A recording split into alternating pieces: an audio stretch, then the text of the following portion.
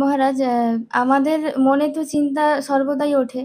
তো এক্ষেত্রে একটা কথা শুনতে পাই যে, মনে কি চিন্তা আসছে সেটাকে দেখো, তার সঙ্গে মানে তাকে হাত দিও না বা তার বিরোধে দাঁড়িয়েও না। তো সেক্ষেত্রে দেখতে গেলে যে মানে চিন্তা থেকেই তো আমরা, ধরুন আমার একটা চিন্তা আসলো এবং তার ভিত্তিতে আমি একটা কাজ করলাম। তো দেখতে গেলে কোথাও না কোথাও গিয়ে আমি চিন্তার উপর তো হাত দিলাম। তো তো এক্ষেত্রে তো পুরোপুরি কথাটা তো ভ্যালিড হচ্ছে না। চিন্তা দিয়েই তো আমাদের কাজকর্মগুলোকে আমরা গাইড করি। এবং এই সম্বন্ধে আরেকটা আমি ওশোজির কথা একটা শুনেছিলাম। তো উনি ওখানে বলছেন যে, "তুমি এতটা কনসিয়াস অবজার্ভার হয়ে যাও যে তোমার অজান্তে তোমার মনে কোনো রকম চিন্তা না উঠে না যায়।" এতটা কনসিয়াস অবজার্ভার হতে বলছে। এবং আরেকটা জায়গায় উনি বলছেন যে, যখন ব্যক্তি এতটা কনসিয়াস হয়ে যায় যে সেখানে কোনো চিন্তা থাকে না, শুধুমাত্র অবজার্ভারই থেকে যায়।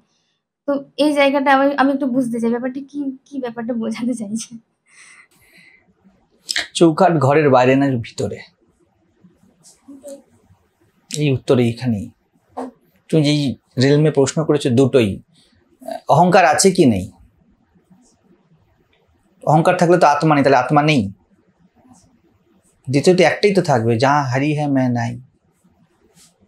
जब हरि है मैं নাই, जब मैं हूँ हरि নাই। বুঝতে পারছো বিষয়টা? সূর্য অন্ধকার দেয়? সূর্য কি অন্ধকার দেয় না আলো দেয়?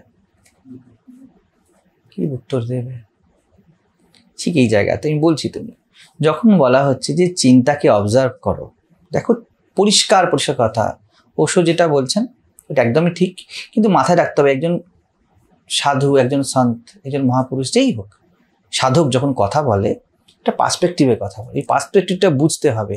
এবং তার থেকে বড় কথা, ওশোর রেকর্ডিং বেশি অনেক সময় অডিওতে যিনি ওনার সামনে বসে আছে বা শ্রীরামকৃষ্ণদেবের সামনে বসে আছেন, ওনাকে ওশো বা শ্রীরামকৃষ্ণদেব 25 বার দেখেছেন। আমি তোমাকে অনেকবার দেখেছি। আমি তোমাকে যে কথাটা বলবো এবং রেকর্ডিং হয়ে যাবে, it may not be for others. এমন হতে পারে যারা শুনছে 2000 লোক, তার মধ্যে 18 জনের মানসিকতা তোমার মতো, তার জন্য ফিট বসলো, বাকিদের না বসবে, তারা শুনবে। বুঝতে পারছো তো বিষয়টা? ফলে যখন বলছে যে প্রত্যেকটা চিন্তাকে এমন করো, এটা একটা এমন মনকে বলা হচ্ছে যে খুব আনকনসিয়াসলি চলার অভ্যাস করেছে। হয়তো উনি দেখেছেন এর জন্য এই কথাটা ঠিক, এইভাবে কথাটা পুট করা ঠিক। এবার তাহলে কি হিসাব করবো? এ কি হিসাবের খাতা নাকি? পরিষ্কার পরিষ্কার সিদ্ধান্ত, চিন্তা ঘটে, চিন্তা ওঠে, চিন্তা কেউ করে না। There is no doer. এই জন্য আজ পর্যন্ত কেউ বলতে পারবে না যে নেক্সট থট প্যাটার্ন কি হবে। কেউ পারবে না বলতে এরপর আমি এটা চিন্তা করব। ঠিক আছে? এবারে যখন বলা হচ্ছে, দেখো চিন্তাই আমাদের সূক্ষ্ম অবস্থা যা ম্যানিফেস্ট হতে চায়। সমস্যা হয়ে যায় যখন আমরা চিন্তাকে ম্যানিপুলেট করি। চিন্তা আমাদের সামনে আসলো, জীবন বাঁচার দুটো স্তর। দেখো এর পরে কথা বললে আর কথা বলা যাবে না। ঠিক আছে? ওখানে সবকিছু ঘটছে। এখনো পর্যন্ত একটু ধরে নিচ্ছি তুমি তোমার জীবনে কিছু করতে পারো, কারণ তোমার একরকম কনফিগারেশন দেওয়া হয়েছে, তোমাকে একরকম ভাবে, প্রত্যেক ব্যক্তিকে একরকম ভাবে গঠন করা হয়েছে। তোমার মাথায় চিন্তা আসছে, যখন বলছে চিন্তার থেকে একটু দূরে সরে থেকে চিন্তাকে অবজার্ভ করো, তখন বলা হচ্ছে তুমি তোমার কাউন্টার বিভিন্ন চিন্তা দিয়ে ওটাকে ধার্মিক চিন্তা, নৈতিক চিন্তা, সামাজিক চিন্তা, চালাকি চিন্তা, অনেক রকম চিন্তা থাকে। তো আমাদের মাথায় যেমন কিছু আসে, আমরা কি বলি, না লোকে কি বলবে, না এরপর পাবো কি না, উনি কি বলবেন, আচ্ছা এটা যদি করি তার কি এর পরে কি এই জিনিসটা আমার জন্য ভালো হবে, না আমি ঝামেলায় পড়ে যাব, এরকম অনেক রকম ভাবনা চিন্তা করি না। কি হয় যেন, চিন্তা, এখানে উদাহরণ দিচ্ছে, চিন্তা হলো একটা এই ক্ষেত্রে বীজের মতো। এই বীজটা উঠতে উঠতেই তুমি তাকে বিভিন্ন আঘাত করছো। ওই সময় বলা হচ্ছে যখন চিন্তা শিশুর মতো উঠছে, চিন্তার সাথে খুব প্রেমপূর্ণ হতে বলা হয়েছে। কি চাইছো? এই যে চিন্তাটা উঠলো, আমাদের মধ্যে যাই আসুক তার একটা পারপাস আছে। ওকে এত প্রেমপূর্ণ ভাবে দেখো, ওই পারপাসটা আমরা কেউ জানি না, কিন্তু রহস্য, কেউ জানতে পারবে না কেন উঠেছে। এই জন্য বিভিন্ন চেষ্টা করেছে লোকে, এই কি ছিল, এর আগে কি ছিল, পুনর্জন্মে কি ছিল, জাতিস্বরে কি ছিল, হাজার রকম, কিন্তু কে বলবে কি ছিল? 4 পা অব্দি যাওয়া যাবে, তারপরে কত পা আছে? 5 কোটি পা আছে। ওই 5 কোটি পা অব্দি কে প্রবেশ করবে? কেউ জানে না যে কেন এসেছে।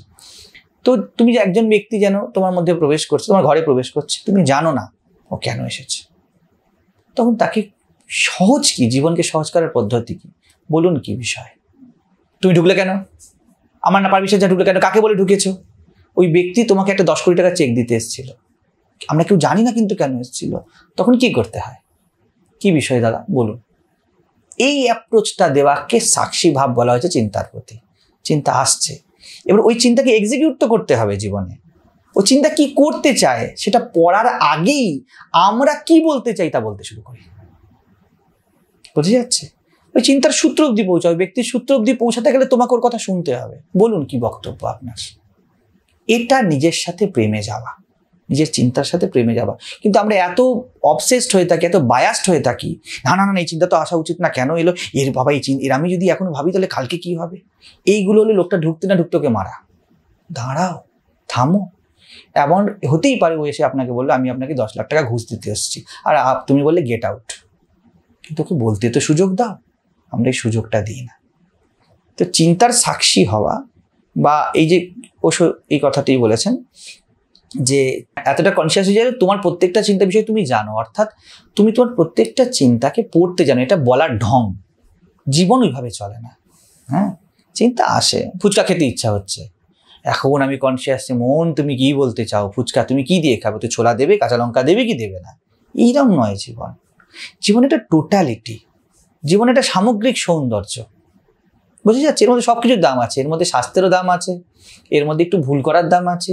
এখানে সব জিনিস এরকম পারফেকশনের লেভেলে নয়, জীবন টোটালিটিতে পারফেক্ট, ইটসেলফ একটা একটাতে পারফেক্ট নয়। তুমি যে ডিজাইনগুলো করে দেখবে থার্মোকলের উপরে, সামনে গিয়ে দেখো বিচ্ছিরি লাগবে, টোটাল দেখো, দূরে যাও, জুম আউট করো, এবার সুন্দর লাগবে। তোমার স্ক্রিনের সামনে চলে যাও, দেখবে কত রকম স্পট দেখাবে। তুমি ওভারঅল দেখো, জীবন ওভারঅল। ইন্ডিভিজুয়ালিটিতে পারফেক্ট যখন বলা হচ্ছে, এই টোটালের পার্সপেক্টিভে বলা হচ্ছে এই মুখটা এত সুন্দর, তাহলে এই জায়গাটা জুম করলে কি দেখা যাচ্ছে, দাগ দাগ দাগ দাগ, ঠিক আছে? তখন আমি যখন বলছি জীবন প্রত্যেকটা জিনিস পারফেক্ট, তার অর্থ হলো যদি পুরো মুখটা এত সুন্দর হয়, দাগটা ওর মধ্যে একটা জায়গা রেখেছে, পারফেক্ট। এই অর্থে পারফেক্ট জীবন। কিন্তু ইন্ডিভিজুয়াল হিসাবে কিছু পারফেক্ট নয়। তো জীবনে ভুল ঠিক সব কিছুর জায়গা আছে, কিন্তু জীবনের প্রতি কি বলতো, আমি সবসময় বলি, সকলকে বলি, যেটা ঠাকুরও বলেছেন শ্রীরামকৃষ্ণ, যে মন মুখটা এক করো, একটা জীবন বাঁচো। এটা কি অন্য ভাষায় বলা হচ্ছে, তুমি জানো তোমার মনে কি আছে এবং ওটাই এক্সিকিউট হবে। তুমি যদি নাই জানো কি হবে, তোমার মনের চিন্তাগুলো কি আছে, তার সাথে কথা বলো নি তো, তাকে তো ঠেঙাতে শুরু করতে ঢুকলেই এইটা বেরিয়ে যাও, এই চিন্তা আসবে না, ওই চিন্তা আসবে, এটা ভালো জিনিস, ওটা খারাপ জিনিস, এত কথা বলেছ, যে ও বেচারা কি বলতে চায় সেটাই শোনা হয়নি। ফলে তুমি তোমার মনকে জানো না। তাহলে কি হবে, বাইরে এক জীবন বাঁচাবে, মনে আরেক জীবন বাঁচাবে, ভিতরে ভয়, ভিতরে লোভ, দুশ্চিন্তা। এই ব্যক্তি নিজের মনের সাথে বন্ধুত্ব করেনি। এই বন্ধুত্বটা করার জন্য বলা হচ্ছে, বন্ধু আসলে ভাই কি ব্যাপার বল, বসো। বন্ধুকে কি ঠেঙানো হয় নাকি? না ভাই আমি এটা পারবো না। শ্রীরামকৃষ্ণকে দেখো, মা শারদাকে দেখে কি বললেন, এই স্ত্রীর শরীর তুই গ্রহণ করতে পারো, কিন্তু এর ফলে এই অন্য ভাষায় একদম হিসাব কষে নিলেন। বন্ধুকে বললো ভাই আমি তোমাকে খুব ভালোবাসি, কিন্তু এটা করতে পারবো না, এটা করলে অসুবিধা আছে, আমার প্রেমে হানি নেই। এটা জীবনের সাথে বা নিজের মনের সাথে প্রেমপূর্ণ হওয়া। প্রত্যেকটি আমাদের যে বিচার উঠছে ভিতরে, তার সাথে এই সম্পর্ক থাকা উচিত, ফ্রেন্ডলি। তার মানে এই নয় ওই টকটক টকটক হয়ে দেখছি কোথায় যাচ্ছে কি করছে, দরকার নেই। তুমি যখন পাহাড়ে গিয়ে একটা হিমালয়কে দেখছো, তুমি কি এমন টকটক করে দেখছো ওই কোনটায় কি আছে রে, নিয়ে আসো তো, আতস কাজ দিয়ে দেখি ভালো করে, এখান থেকে দেখা যাচ্ছে না, নাকি সামগ্রিকতায় দেখো, চুপ হয়েছো, শান্ত হয়েছো, এটা দরকার। বুঝে যাচ্ছে বিষয়টা? তো ওভারঅল ভিতর বাইরের মধ্যে যাতে ক্ল্যাশ না থাকে, এই জন্য খুব দরকার নিজের মনকে আনবায়াসড হয় বা সাক্ষী হয়ে, যেটা বলা হচ্ছে, পড়া। বলো কি চাই, কি চাই? আমি মদ খেতে চাই, লিভার পচে যাওয়ার জন্য রেডি আছো, এটাই চাও?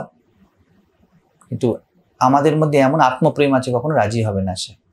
যে ব্যক্তি মাতাল, তাকে গিয়ে তুমি 10 বার বলো, সেও ভিতর থেকে কেঁপে উঠবে মরে যাওয়ার নাম শুনলে, সে ওটা ভুলে থাকতে চায়। হ্যাঁ ছাড়ো, যা হবে দেখা যাবে, শুনতে চায় না এই কথাটা।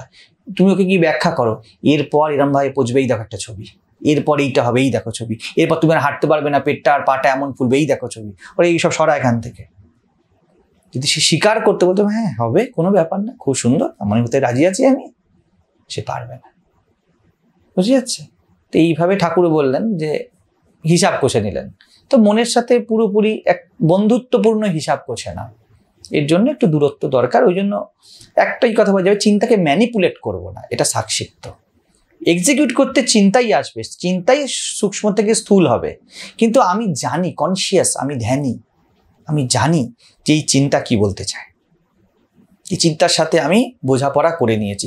আমার ঘরে থাকবে, একই ঘরে বাস করে যে জনা, যার সাথে থাকবো, যার সাথে ঘর করব, তার সাথে আমি আন্ডারস্ট্যান্ডিংয়ে আসবো, প্রেমে আসবো। ঠেঙিয়ে ঘর করা যায় না, ঝগড়া করে, তাই তো? ঝগড়া করে ঘর করা যায় না, রোয়াব দেখিয়ে ঘর করা যায় না, রাস্তায় চলে। এই যে মন আপনার সব থেকে কাছের, এর সাথে ঠেঙিয়ে জোর করে কি করবেন? একে আন্ডারস্ট্যান্ডিংয়ে আনুন, আপনার সাথে একাকার করে নিন। এই ওয়াননেসই প্রেম। বোঝা গেল?